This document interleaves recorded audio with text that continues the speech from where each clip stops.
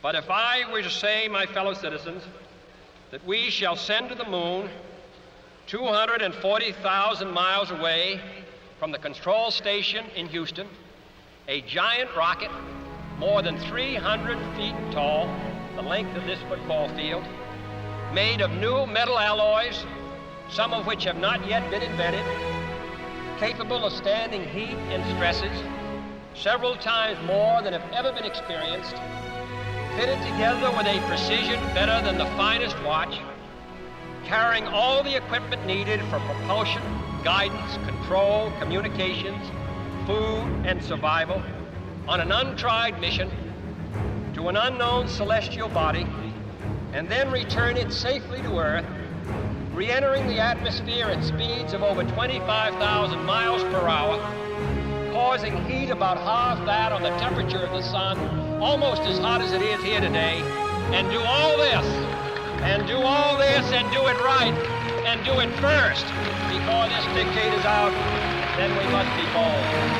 Dear men from the planet Earth, first step foot upon the moon, July 1969, AD. It came in peace for all mankind.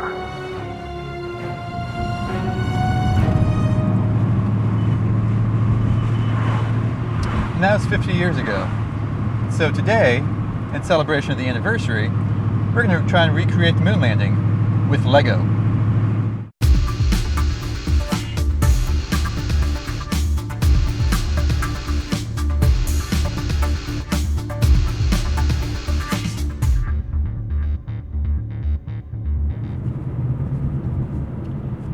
This is our Apollo Lunar Module, the LEM, an 1,100-piece LEGO Lunar Lander, part of their Creator Expert line. Now this isn't a review video, but I will say it's a very detailed set, and I kind of enjoyed building it. Now as far as location goes, this is Hawaii. It's home to 11 of the Earth's 13 climate zones. There's got to be some place on the island that looks like the moon.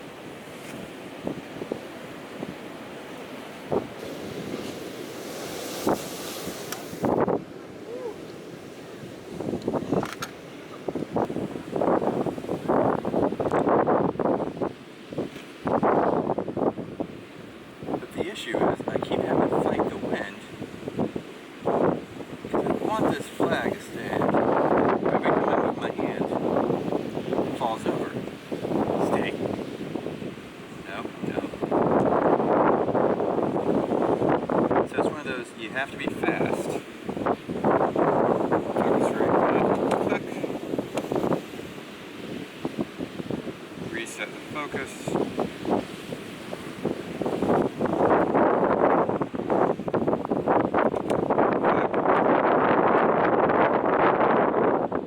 And there he falls over one more time.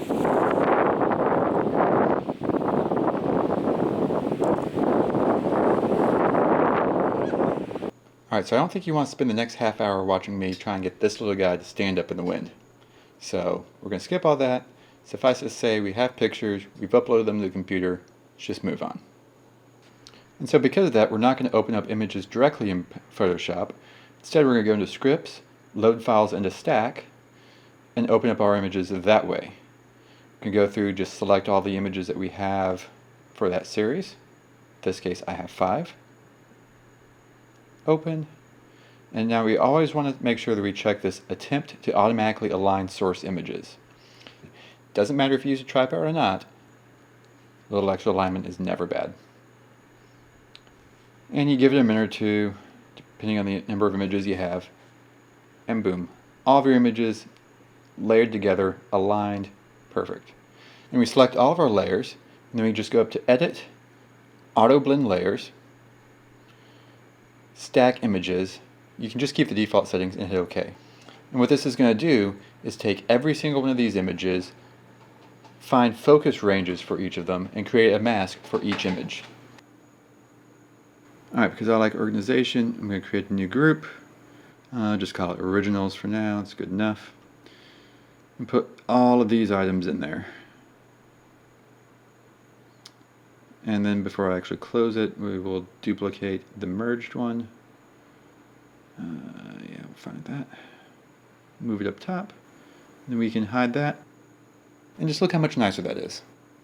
Okay, let's duplicate this layer once again. Let's see, this will be our flags layer. So name it flags. Hit OK. Now I have a new layer. So we're going to go through and actually... So let's zoom in. Now let's see. Yep, we'll just go through select this way. That'll be easy.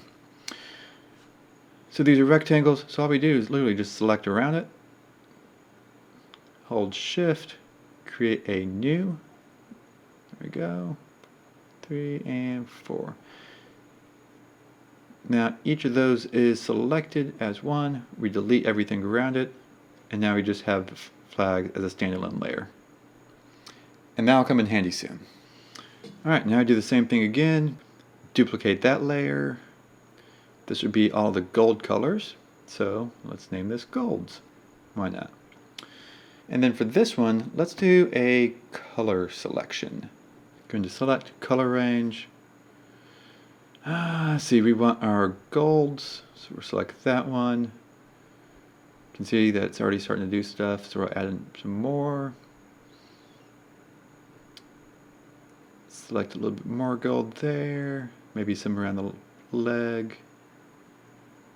And that looks good, but there's too much rock, so yeah, that's definitely too much rock.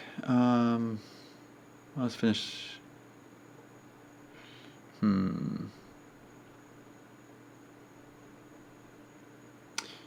Yeah, let's try and tweak that a little bit. So we'll mess with the fuzziness some, lower that. So if we take it too low, it hides the gold on the lander, which you don't want.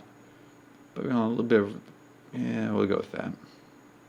Probably a fair balance. Alright, so select inverse, because we want to delete everything except the gold. Alright, now we select the other layer, the base layer, and go into filter, camera raw filter, and now we create the moon.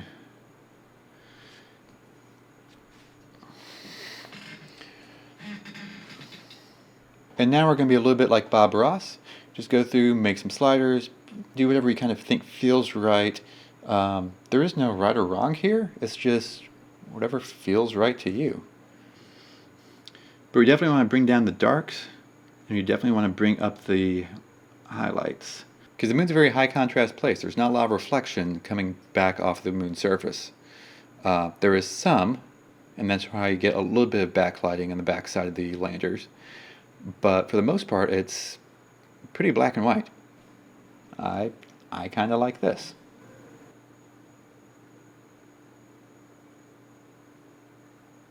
Now that doesn't look half bad, but there are still just a few more things we have to do. For instance, all this rock still has a little bit of that gold color in it. So if we just take the pen tool and get kind of close, doesn't have to be perfect, but just kind of drag around the outside of our scene. Now this doesn't have to be perfect. This is why I've done this in layers. Right now we're only editing the gold layer, so you can erase things like part of the lunar lander, and it's fine, because that's in a different layer. And that's good enough.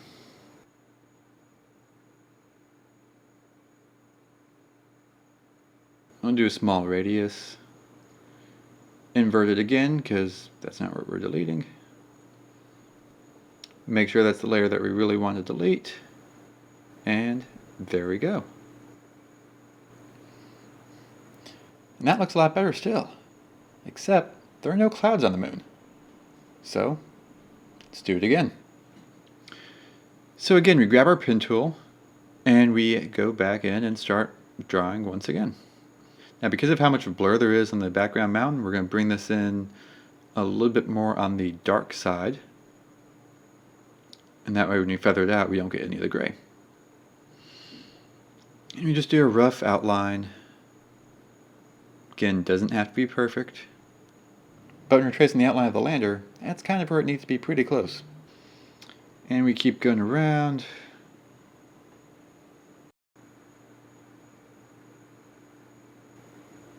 Okay, again, we go through, make a selection.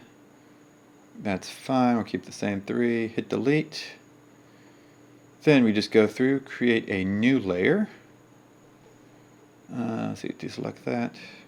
Yep. Then we go through, create a new layer, drag that down below. Get our paint bucket. There it is. We are black. Okay, so hit paint, and that looks like a moon. Except all these little ridges still look a little bit rough. So we're going to go through, just grab the eraser and kind of go around them, softening the highlights some. And this is another one of those Bob Ross moments. There is no right or wrong. It's just whatever looks best to you. For me, I kind of want the rocks to just fade to black, because I think that's what would look best. And there we go. And to me, that's a very passable moon. Or asteroid. I don't know. It's a little rocky for the moon, but I like it. Except that flag's just a little dark. So let's fix it. Let's see. We go back into the flag layer. Select just that flag. Back into camera raw. And we're going to brighten this one up some. You know what? Yeah, sure, why not? Oh, hey, there we go. That actually kind of matches the background some. I like that one. I think that's good enough for government work. So, gonna call it a day. Obviously, if you're still watching, then I guess you like this. So go ahead, hit that subscribe button, and that way you can watch more of these videos. Till the next one.